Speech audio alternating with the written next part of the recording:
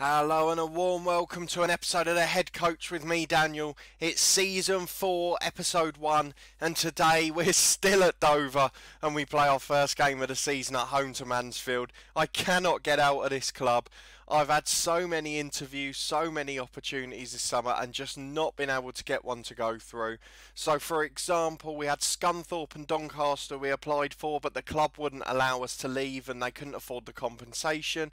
We had an interview at Wickham which we were turned down for, and we had an interview at Coventry which we were turned down for as well. We also had an interview over at Sligo Rovers in Ireland, and we had an interview at Larne in Northern Ireland.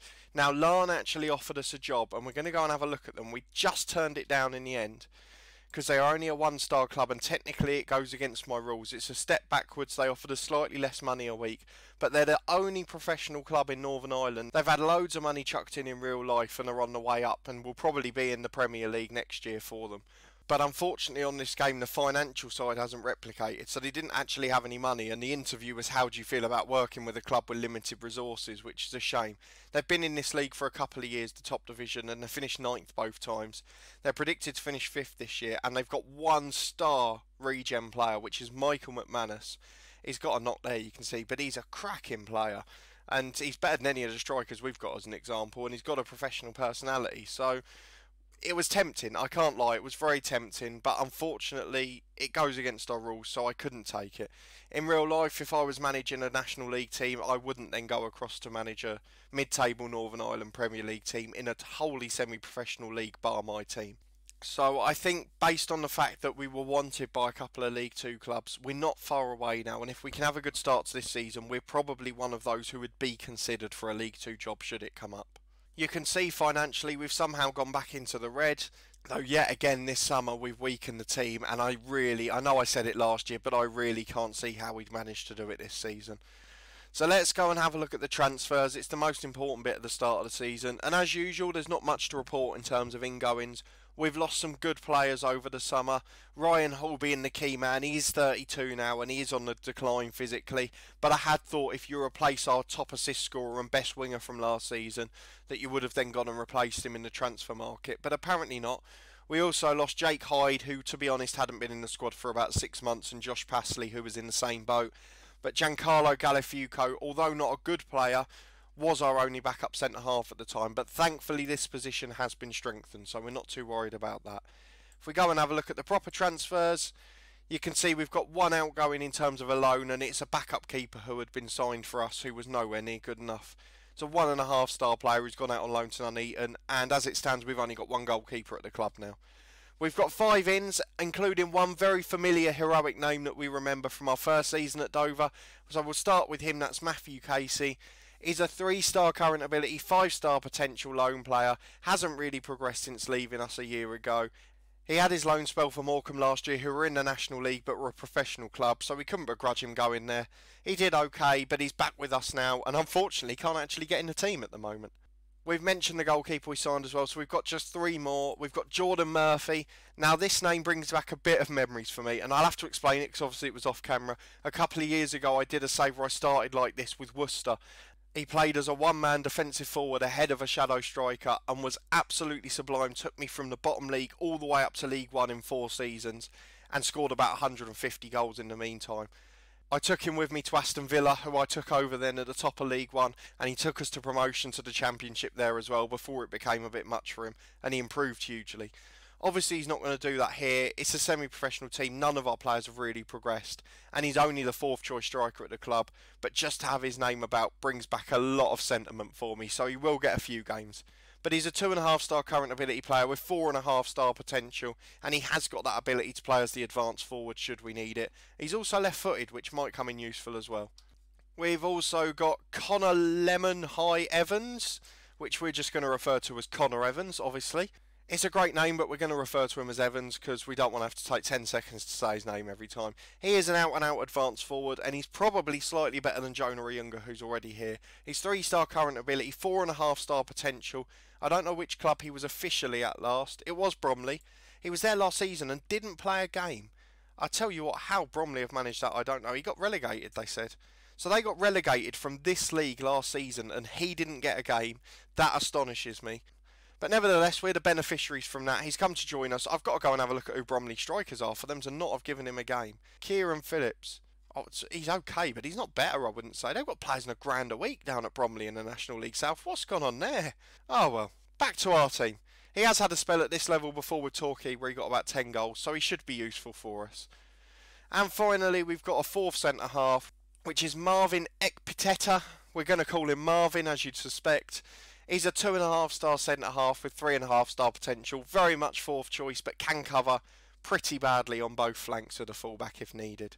All of that leaves us with a very unbalanced squad. We've lost wingers, we've not replaced them, and we haven't got a backup goalkeeper. So we're in a bit of a pickle. But if we go and have a look at our team for this first game of the season, we're at home against Mansfield. They were one of the better sides last season. Finished in 5th place in the league, but we did play against them in our magical FA Cup run and nicked a win on a replay. And let's get straight into it. We're just about favourites for this actually, which is a bit of a surprise. Thankfully, we've got almost everyone fit. To give you a bit of an example, we've got no backup left winger, we've got no backup right winger, we've got no backup right back. And we haven't strengthened at all in central midfield. So we're a little bit short in a lot of areas still. You can see we've still got 17,000 in transfer budget if we wanted to spend it, and nearly 3,000 on the wage budget. So he can certainly give me 3 players and probably upgrades in all 3 positions as well if he wanted. The wingers are definitely the weak area of the squad. They're probably the 2 worst players in the starting lineup now. Pinnock's declining hugely because he's an awful trainer, but he's still got a new contract purely because he didn't have anyone else, and I guess he preferred him to Hull. But the team today is fairly familiar as a result. We haven't got any of the new signings in the team, so it's the same 11 that finished last season, bar Ryan Hull pretty much. So we've got Mitch Walker in goal, a back 4 of Pike, Parry, Boateng and Senior, Tracy, Brundle, Ashby and Pinnock in midfield, and a Younger and Bird up front. New signings, or sort of new signings in Casey's case, and Lemon High Evans are both on the bench. Ekpiteta's not in the squad, and Jordan Murphy also makes the bench as the sub-winger because we haven't got one at the club. We are also, as a result of our imbalanced squad, training as a backup a 5-3-2 at the moment, purely because our 2 wingers are the worst players and there's no subs for them. We've got 5 centre-halves at the club now and 5 strikers, but not much else, so that's the reason for that, and we might have to switch to that at some point. But for today, we're with our standard 4-4-2, we're not changing much, and we're going to hope we can get off to a good start of the season against Mansfield. We haven't given Casey a number yet. We'll give him 6. That's the centre-half's number. No problem with that. And hopefully we can start the season well despite our depleted squad. Mansfield are playing with a 4-2-3-1, a formation we've struggled with hugely over the years. We're going to encourage them. We're pulling off miracles every season with this club. We're going backwards again in terms of the playing staff. We really haven't got much to talk about. We're not using our money. Parry makes a great tackle. The one thing I hope for, the same as last year, not many changes and a settled team. Hopefully the dynamics will stay good. But I say that as, I was going to say as they go 1-0 up, but he's missed from 2 yards. And unfortunately, we get away with it. Bird's got the ball down from the corner, released, and what an effort that is. Tipped wide by the keeper. I can't see how long we can keep this up at Dover. We need to get out of this club. I don't know how we've not been able to get a move. It has largely been down to compensation at some teams because we've really done well. We've overachieved hugely here. One of the big drawbacks is that we haven't been able to get any coaching badges because Dover say they need us on the training field as a semi-professional team. So we've not actually been able to go and get a coaching badge, which is normally a really good thing for clubs as a reputation boost. We normally do 1 per club just to keep it real, but unfortunately neither Bognor or Dover have been in a position to allow us to do that. As Mansfield have had the early run in and they're coming forward again. They've got the ball on the right and they're playing around us 25 yards out. They're going to have a strike from the edge of the box here. Surely it's Allen and it's well saved by Walker. We've still got that settled back 5 that did so well up until the playoff game last season where they completely capitulated. Hopefully some of you will have told me how to deal with a 4-3-3 if we manage to make it this year, but I think it's going to be harder and harder as we go along. We're getting warnings to close down a few of their players, and obviously they've been able to improve. You can see they've got different faces to last season, whereas we've got the same 11 out. A Younger's got in behind from a long ball though. He has a shot, but it's straight at the keeper, and it could be a sign that Evans is going to be coming in soon this year. Parry's got the header from the corner. He's headed off the line. What a clearance that was, and Mitch Brundle can bring it forward into Bird in the box, but he's not able to get there. One of the things we have got to worry about is Bird, as we mentioned at the end of last year. He is 32. He is the favourite to finish with a golden boot this year, but he's struggling this game, and you can see I don't know how long he'll be able to cope fitness-wise. As we come into half-time, it is going to be 0-0. It's been a pretty poor game, to be honest. There's not been much to speak about. and really hoping for draws against better teams is all we can really do at this stage. So let's give them a bit of encouragement. They haven't done anything wrong. They've done as well as they can with the quality they have, these players. They give me everything. That's something I have to say, as we're getting warnings to close down Alan left, right and centre. I have to say, these boys have worked so hard for me, but they're just not good enough to compete with that six that finish above them every year. But are we going to see a red card? Oh, he had a yellow above his name already. I thought it was a second, but it wasn't. I've done that a few times. I need to pay more attention to them. Brundle to Tracy, but he was definitely offside there. And Mansfield will have a chance to bring it away easily. It's been a poor start to the second half. We're getting a warning about Mitch Brundle's performance today, but there's a few others who are rated even further below him, Ashby and Bird in particular, and we'll start to make subs and see some new signings soon. Mitchell Pinnock, you can see on the left, not good enough, but unfortunately we've got no replacements. I might give Jordan Murphy a run out on that side of the pitch just to see what he's like, but we haven't got much positives to look at. Manny Parry's been excellent as normal.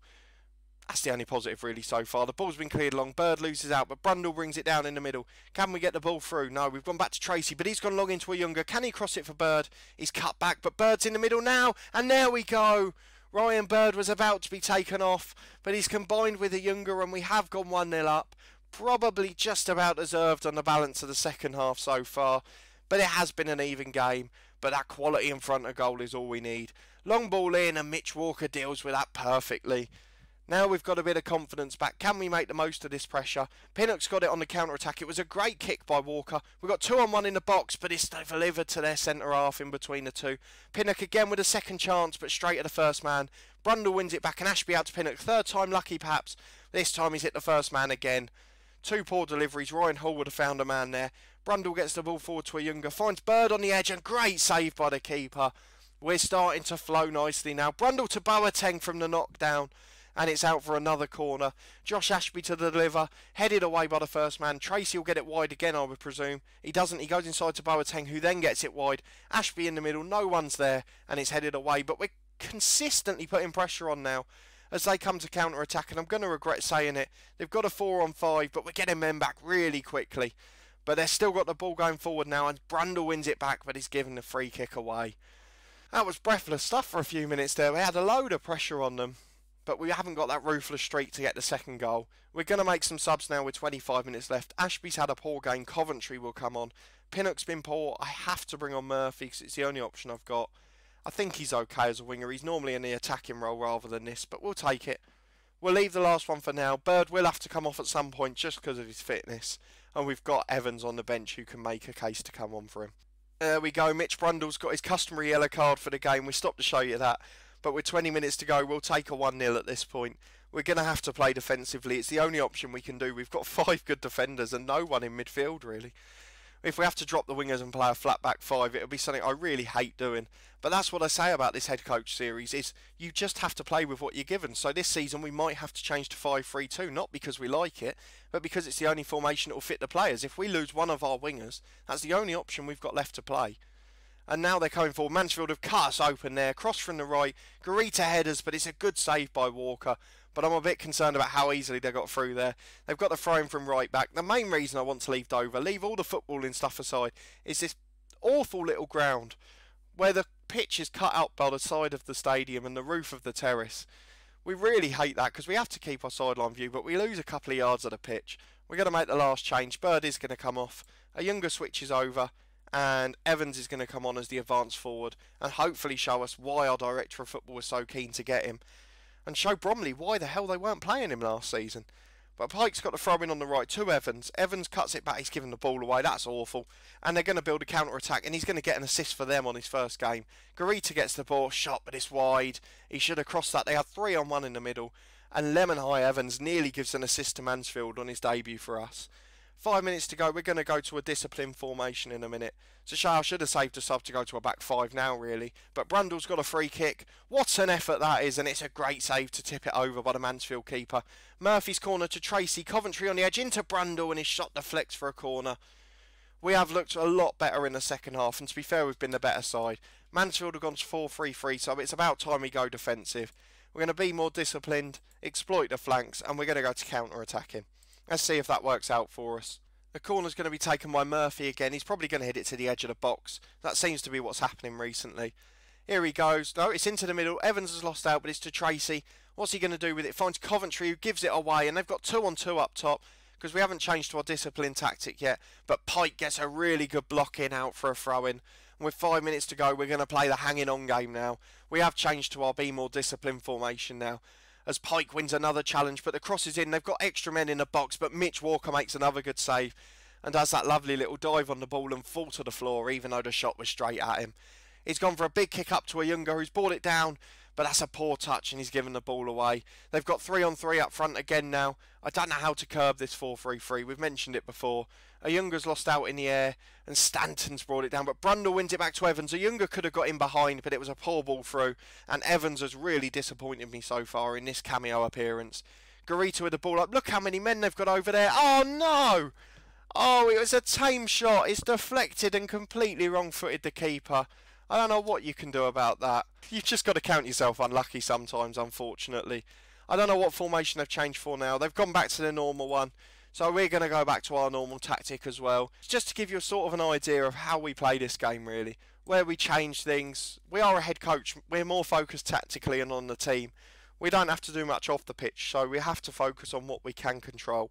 We're going into stoppage time and it looks like we're going to draw. We're so unfortunate. Senior with a throw-in as we get a last chance going in stoppage time. Is that a penalty? No, it's just outside the box. They're going to get a second yellow card and we're going to have a free kick in a really dangerous position. Let's see what formation they changed to losing that man. They've stayed similar, to be honest. Edge of the box for Brundle. What a shot. Oh, it's hit the bar. We've looked so threatening in the second half, and we've had more shots on target. They have had more shots themselves, or as many shots, but they've just been poor attempts. Evans has got into the box. You've got to be kidding. What is that? We've signed him, and I'm starting to see why Bromley didn't play him, because his stats lie. He is not that good a player. We're going to give him a couple more chances, but if he doesn't perform in those, he'll be gone. As Boateng mops up, we can't put any fault on him for the goal. It's pure luck. Long ball up from Tracy, is headed away, and we've had to settle for a draw. It's so unfortunate the way we let in the goal. They went down to 10 men in the last minute, but Boateng couldn't do anything. Parry was excellent at the back as usual, and the effort and performance, considering the quality of side we've got, was fantastic again. Plenty of praise to the boys, and we'll just say they were unlucky, because that's exactly what happened. It was a fluke goal that lost us the points, and we have to settle for one as we sit in mid-table after a game. Let's go and look at what they've said about the game. They've said we've drawn against a 10-man team and it's not our finest hours. I hate it when it says that, when they've gone down to 10 men in stoppage time. But let's not get too negative after that performance. It was really promising, to be honest. Evans is a bit of an area of concern for me. He looked a star player on paper, but he's disappointing again today after his poor showing at Bromley last season and the fact that he's never got double figures in this league before. Last thing to do is go and check if there are any jobs on the go. I'm sure after one game there won't be. I'm on the wrong screen there. Only big jobs going at the moment. We're never going to get them. We've already been rejected for that Belgian job. And we're never getting a job at Feyenoord or Rubin with no reputation. The one I'm really looking at the moment is AFC Wimbledon. They're a decent League 2 club, and obviously although they haven't got the greatest facilities after rebuilding, they've got a big fan base from their old club. And obviously they've got the backing of Sports Interactive, so hopefully they'll give me a bit of publicity then. Only kidding. But let's see what's happening when we get back. We're going to have a look at the schedule quickly, just to see which games we're going to come back for. Have we got any big double headers coming up? We don't want to come back too soon. I would have gone for Hartlepool otherwise. We'll probably leave it to the middle or end of September time. I was thinking Salford Gateshead, but again that might be a bit too soon. So I think we'll maybe go for this one, sort of Morecambe and Dulwich Hamlet down there. Obviously it's their first season in the National League in this game, but they've got quite a big following off the pitch, and Morecambe are obviously a Football League club at the moment. So I think those are the two we're going to come back for, and at the start of October hopefully some jobs will start to come up as well, and we can have a little look at leaving Dover again. Let me know your thoughts on me still being at Dover. Do you think the squad's good enough to sneak 7th place again, or do you think I'm fighting a losing battle here? If you have enjoyed the video, chuck a thumbs up on it. You can subscribe to the channel below for regular content from this head coach series every Monday to Thursday at 4:30 PM, as well as other Football Manager content and sports games on the channel across the weekend. A massive thank you for watching, and we'll see you next time.